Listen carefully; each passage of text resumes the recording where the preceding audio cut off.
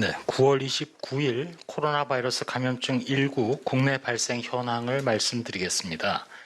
국내 발생 신규 확진자는 23명이 확인되어서 총 누적 확진자 수가 23,699명입니다. 신규로 178명이 격리 해제되어 현재 1,822명이 격리 중입니다. 위중증 환자는 115명이고 어제는 사망자가 1명 발생하였습니다. 사망자분의 명복을 빌면서 유가족들에게 애도의 말씀을 드립니다. 9월 29일 오늘 12시 현재로 국내 주요 발생 현황을 지역별로 말씀드리겠습니다.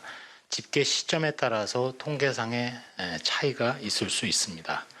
먼저 서울특별시입니다. 도봉구 다나병원 관련하여 9월 28일에 2명의 확진자가 확인되었습니다. 현재 종사자 그리고 환자에 대한 전수검사가 진행 중이며 감염원 감염 경로 및 위험도 평가를 실시할 예정입니다. 다음으로 경기도입니다. 안양시 음악학원과 관련해서 자가격리 중 2명이 추가되어 현재 총 13명의 확진자가 발견되었고 성남에 소재한 방위산업체와 관련해서 9월 24일 첫 확진자 발생 후 9명이 추가 확인되어 현재까지 총 10명이 발견되었습니다. 다음으로 경상북도 포항시 어르신 모임방과 관련해서 총 12명의 확진자가 발견되었고 부산광역시 동아대학교 부민 캠퍼스와 관련해서 격리 해제 전 검사에서 2명이 추가되어 현재까지 총 16명의 누적 확진자가 발견되었습니다. 다음으로 해외 유입 확진자는 총 15명이며 추정 유입 국가로는 필리핀이 3명, 카타르와 폴란드가 각 2명 등입니다. 행정안전부에서 운영 중인 안전신문고에 신고된 사례를 방역 수칙을 실천해 주십사 하는 차원에서 소개를 해드립니다.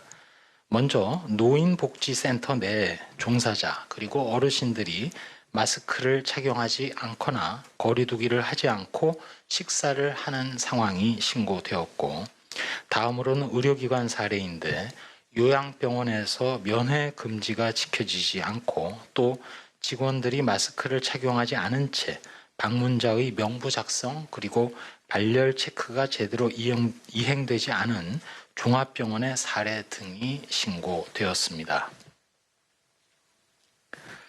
다음으로는 렘데스비르의 공급과 관련해서 9월 28일 현재 60개 의료기관에 497명에게 공급이 되었음을 말씀드립니다.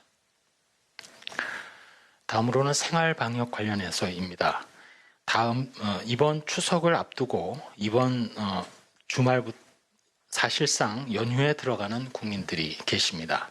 나와 가족의 건강을 위해서 이번 명절은 집에서 쉬면서 보내주십사 하는 당부의 말씀을 드립니다. 기존에도 연휴 기간을 거치면서 코로나19가 전국적으로 확산되거나 또는 억제되었던 환자가 다시 증가하는 경향을 보였던 바가 있습니다. 이번 추석 연휴 기간은 가급적 집에서 보내시고 긴급하지 않은 외출이나 여행은 자제해 주시기를 부탁 올립니다.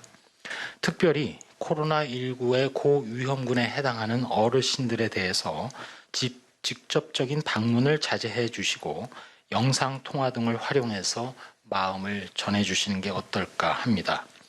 부득이하게 방문하실 경우에는 이동하는 교통수단이나 각종 실내 장소별로 방역 수칙을 철저히 준수해 주시기 바랍니다. 여러 번 들으셨겠지만 다시 한번 되새김을 위해서 말씀드립니다. 이동하실 때에는 가급적 개인 차량을 이용해 주시기 바랍니다. 대중교통수단에 대해서도 온라인 예배나 모바일 체크인 서비스를 활용해 주십시오. 휴게소 등 많은 사람들이 모이는 공간에 최소 한도로 머무르기 위해서 필요한 간식 등은 미리 준비해 주시면 좋겠습니다. 고향 또 친지를 방문해서는 특별히 나이 많으신 어르신 등을 만나실 때에는 마스크 착용, 손 씻기 등 개인 방역 수칙을 더욱 철저히 지켜주시기 바랍니다. 식사를 하실 때에 대화는 자제해 주시고 식사 전후로 반드시 마스크를 착용하고 제사를 지낼 때 참석 인원은 최대한 줄여주시기 바랍니다. 반가움의 표현은 악수나 포옹보다는 목례로 해주시기를 부탁드립니다. 아울러서 이번 추석 연휴 기간에 선별진료소는 계속 운영이 되며 적시에 코로나19 진단검사를 받으시는 데 차질이 없도록 하겠습니다. 또한 추석 연휴 기간에 응급의료 포탈이나 또 보건복지부 지자체 등의 홈페이지 또는 129, 119 등의 번호를 통해서 응급의료 기관 등의 운영 상황을 알려드리고 운영 여부를 꼭 확인하신 후에 방문해 주실 것도 당부드립니다. 또한 코로나19로 인해서 명절 기간 정신적인 문제나 여러 가지 상황을 호소하는 국민들께서는 상담 전화번호 1393을 통해서 심리 지원을 받을 수 있음도 말씀드립니다. 몇 가지 말씀 올리도록 하겠습니다. 코로나19 발생이 5일째 두 자릿수를 유지하면서 감소 추세를 보이고 있습니다. 서울을 제외하고 전국의 모든 지방자치단체가 한 자릿수 규모를 나타내고 있습니다. 물론 하루하루의 상황과 통계에 대해서 의미를 크게 부여하는 것은 성급하고 위험할 수 있습니다. 그러나 분명한 것은 지금의 감소세 국면은 국민들께서 지난 몇 주 전부터 보여주신 거리 두기의 결과라는 점입니다. 저희 방역 당국은 국민들께서 감염 규모를 이만큼 줄여주신 대로 지역사회의 조용한 전파, 감염 경로의 조사 중인 사례를 추가로 파악해 나가면서 대응하고 있습니다. 지금 현재의 코로나19 유행 억제 상황은 세 가지 측면에서 향후 코로나 대응에 중요한 의미를 가져다 줍니다. 첫째, 지금의 환자 감소세는 시간이 가면 갈수록 현재의 방역 대응을 더 잘할 수 있는 토대가 됩니다. 전체적으로 감염 규모가 줄어들면 그만큼 역학조사의 여력이 생깁니다.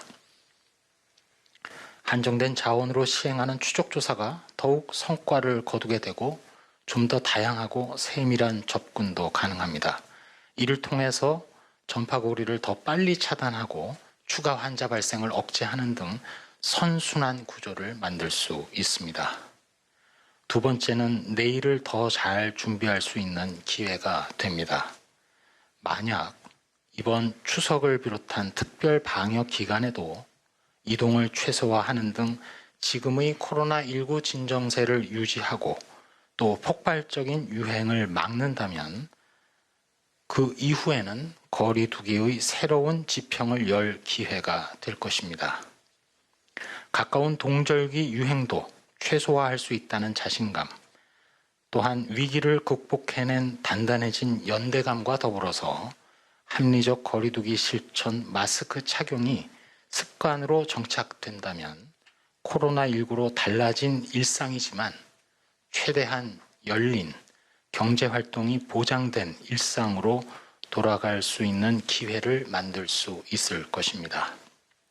세 번째로는 코로나 극복의 전환점이 될 수 있습니다.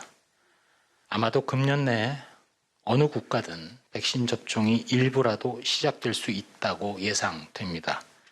이에 초기 상황을 지켜보던 나라들이 아마도 내년 중에는 본격적인 코로나19의 예방접종이 시도될 것으로 생각됩니다.